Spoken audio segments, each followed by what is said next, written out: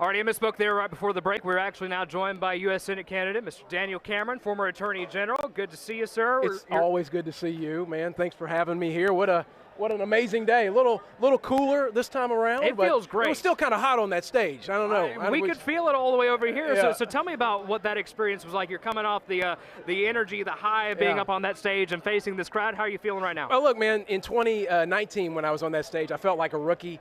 This time I'm a little bit of a veteran, man. I know that there's going to be some folks that don't necessarily support me, that are going to be yelling and screaming at me, but you just got to power through. You know that two things are important: getting your message out and making sure you beat that clock. So we did those successfully today.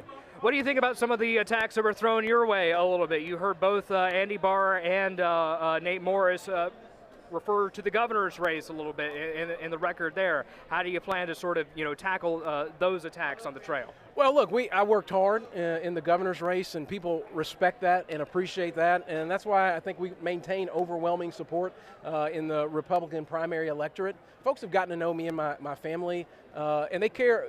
I think they see our heart. Is that I hope people know that we care deeply about the men, women, and children of all 120 counties. I want to go to Washington to fight for them, and I think people get that and want to give me another opportunity to serve. What do you think of Senator McConnell's speech? Honestly, it's so hard to hear sitting back there. I couldn't hear, most of it. I couldn't hear most of anybody's speech, to be frank with you. It is, the acoustics back there are just tough.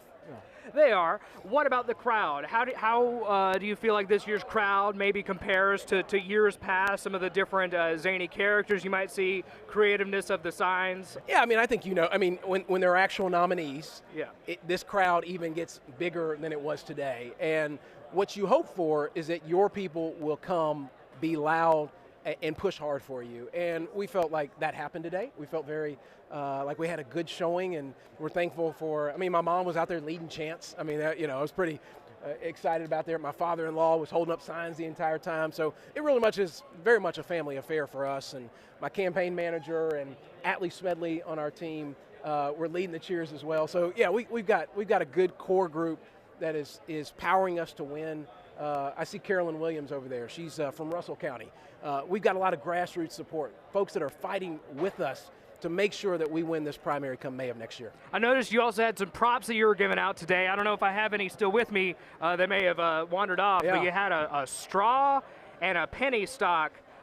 Both were some jabs towards Nate Morris. You want to explain a little bit of what those were? Well, yeah, Nate Morris, his company, he talks about, but he was delisted from the stock exchange. It's trading at pennies on the dollar, if you will. The straws, believe it or not, we have a person running in the Republican primary that was trying to ban plastic straws. And so that's what it's about. That was Nate Morris who was trying to ban those plastic straws. The list goes on and on of things that, Nate Morris was saying just a couple of years ago, but he's conveniently trying to erase from his websites and stuff because he's now running in a Republican primary. But, here's a guy that embraced BLM in 2020. Here's a guy that ran a company. His company he talks about, nobody really fully acknowledges this, but his company was a company that was built on ESG subsidies and DEI initiatives. That was the foundation for his company. And I think part of my responsibility is kind of twofold. One, make sure I get as many people to come to the polls in May and vote for me, because I've got a vision based on ensuring that we have a senator that's going to fight for our coal and natural gas industries, that's going to help President Trump with his America First agenda, that's going to make sure that we have leadership in the Senate that recognizes that our country has to be about merit and opportunity, not about division and handouts. So that's the vision I have when it comes to this race, and that's what I'm focused on. But as a subset, I've got to make sure that I expose Nate Morris for the hypocrite that he is, and he is now conveniently trying to erase his past because he's in this Republican primary. Well, as I wrap up with you, Mr. Cameron, what do you think was the best joke of the day that landed best? Oh my gosh! I know there was a lot. Look, I'll let your viewers at home decide that. They're going to make that judgment. You all are probably going to have a whole political panel about which jokes were the best. I just hope one of mine's in the top 3. So how about that? All righty, partner. Good talking with you. Always a pleasure. Likewise. Thanks, guys.